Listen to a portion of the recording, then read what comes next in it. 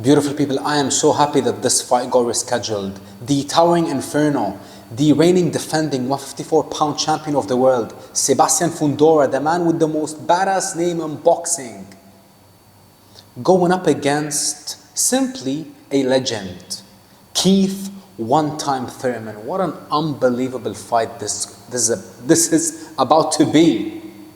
Listen, I can't even talk straight when I'm talking about this fight. This fight was supposed to take place last October, but Sebastian got injured. He suffered a hand injury, I believe, in his last sparring session. How crazy is that?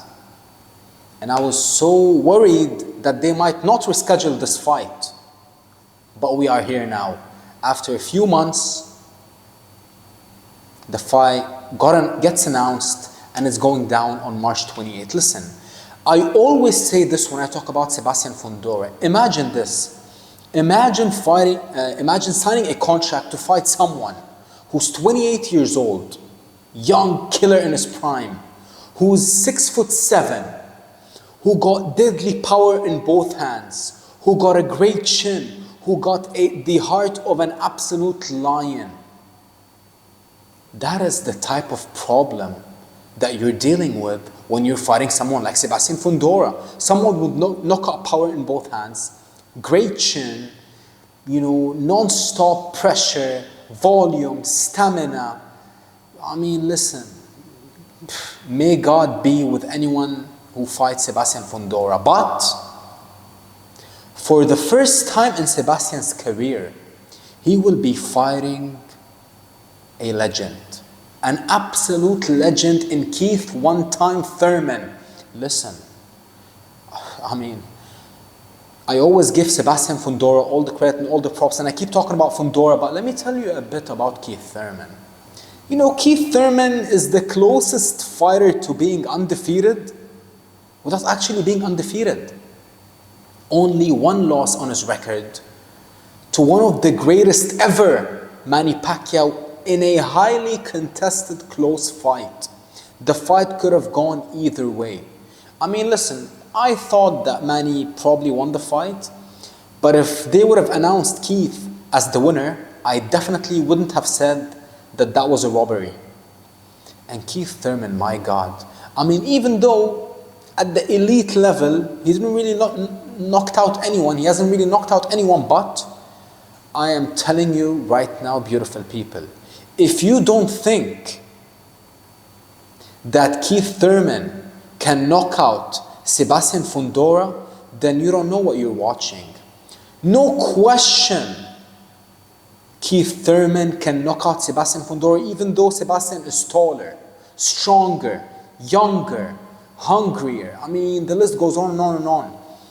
But the power of Keith Thurman is real, beautiful people. Just go back and watch that Mario Barrios fight. Every time he was touching Mario clean, Mario was wobbling all over the ring. Look at his last fight versus Brock Jarvis. I know that Brock Jarvis doesn't really have, the best skill set or the best chin even, but look at how Keith Thurman dealt with him. He told him, "You are not on my level," and when he entered the ring, he treated him like he was not on his level, knocked him out, annihilated him in 2.5 rounds. And the Manny Pacquiao fight was so close, beautiful people. It was such a close fight. I mean, Keith Thurman is an absolute monster, but Sebastian Fundora, on the other hand, my God, I truly believe, out of all the champions, who do we have now? Josh Kelly, Xander Zayas, Sebastian Fundora. I truly believe that Xander is the one who's daring to be great the most. But Sebastian, in my opinion, beats all of the champions. But that's the problem, he had an opportunity to fight Xander, but he vacated. And he asked for a rehydration clause, allegedly, for Xander.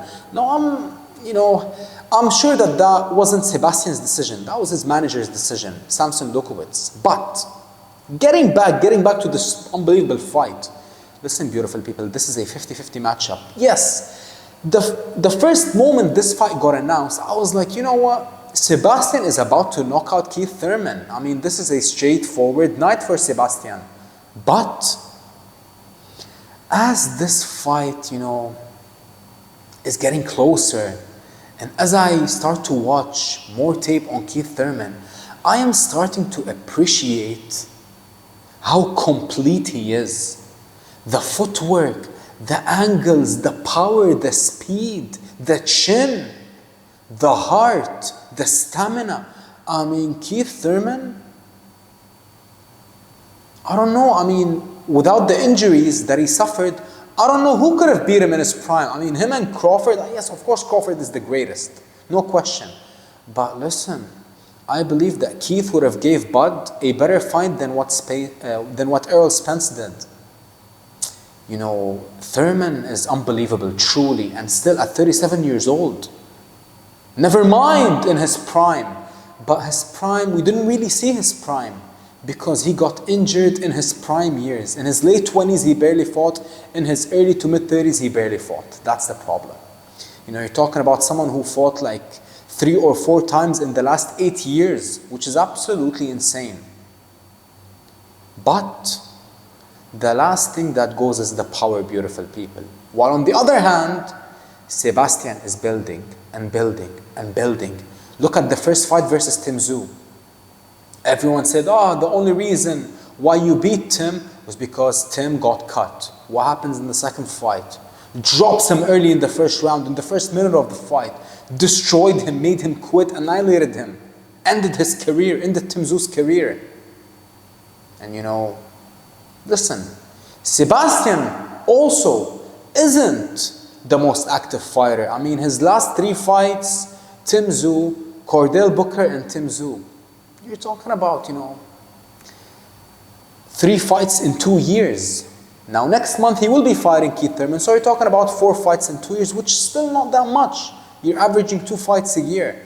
Someone who's as young and as, powerful and as hungry as Sebastian should be fighting more consistently. But this fight, actually, the Keith Thurman versus Fundora fight, this entire card is not sponsored by Riyadh Season. So Sebastian is one of those fighters who isn't really fighting on a sponsored Riyadh events. So he's simply waiting for Al Haymon and everyone who's backing and funding Al Haymon to come up with the budget to host an event, which is something I never really liked from PBC, Premier Boxing Champions. Very, very old school model and, a business model that screams bankruptcy all over it. But that's not our main topic of discussion. Getting back to this fight, both men got power.